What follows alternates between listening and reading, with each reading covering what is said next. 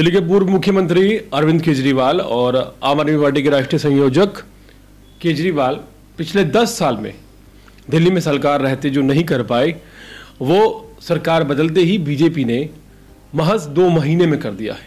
जी हाँ, 65 दिन में ऐसा फैसला आया जो हैरान करने वाला है। दिल्ली में स्कूल फीस एक्ट कैबिनेट को मंजूरी मिल गई है। हालांकि ये एजेंडा में नहीं था। बताया गया कि मंत्री आशीष सूद टेबल एजेंडा लेकर आए, जिसे मंजूरी दे दी गई।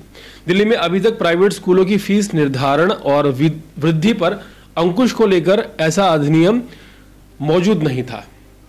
शिक्षा मंत्री आशीष सूद ने बताया कि मुख्यमंत्री ने फीस वृद्धि को लेकर अभिभावकों की परेशानी सुनने के बाद स्कूलों को नोटिस जारी किया, लेकिन फीस वृद्धि के नियमन के लिए कानून की आवश्यकता थी।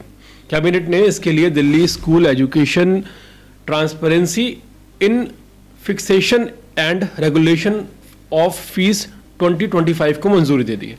बताया गया कि 65 दिन में सरकार ने इस बिल को लाकर गुड गवर्नेंस का उदाहरण पेश किया है।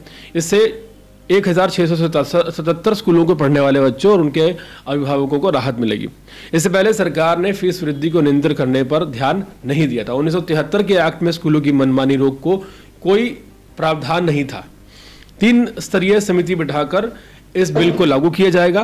पहले स्तर पर स्कूल स्तरीय 10 सदस्यीय फीस रेगुलेशन कमेटी बनेगी, जिसमें स्कूल प्रबंधन के साथ ही 5 अभिभावक भी शामिल होंगे। इसमें अनुसूचित जाति व महिलाएं भी अनिवार्य रूप से शामिल होंगी। स्कूल की इमारत और अन्य 18 बिंदुओं पर विचार करने के बाद फीस वृद्धि का निर्णय लिया जाएगा। अगले सत्र के लिए 21 जुलाई को यह गठित कर दी जाएगी। 21 दिन के अंदर अपनी रिपोर्ट देनी होगी। समिति को निर्णय 3 वर्ष के लिए लेना होगा। जिला स्तरीय समिति डिप्टी डायरेक्टर एजुकेशन की अध्यक्षता में गठित होगी। यदि स्कूल स्तरीय समिति अपना निर्णय नहीं देगी तो जिला स्तरीय समिति इसे सुनेगी।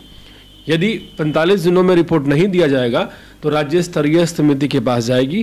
राज्य स्तरीय समिति में 7 सदस्य होंगे और अगर स्कूल स्तरीय समिति के निर्णय से स्कूलों के 15% अभिभावक सहमत नहीं है तो वो जिला स्तरीय समिति से अपील कर सकते हैं। इन नियमों का उल्लंघन करने पर स्कूल को 1 लाख रुपए से 10 लाख रुपए तक का जुर्माना देना पड़ेगा। और इसके साथ ही जो कंप्लेंट्स आ रही थी कि बच्चों को लाइब्रेरी में रखा गया, उन्हें बंद करके रखा गया, अगर ऐसा किसी भी बच्चे के साथ किया गया तो प्रति वर्ष और प्रति बच्चा 50,000 रुपये जुर्माना देगा होगा। 20 दिन में शिकायत दूर करनी होगी, नहीं तो जुर्माने की जो रकम है वो 3 गुना हो जाएगी।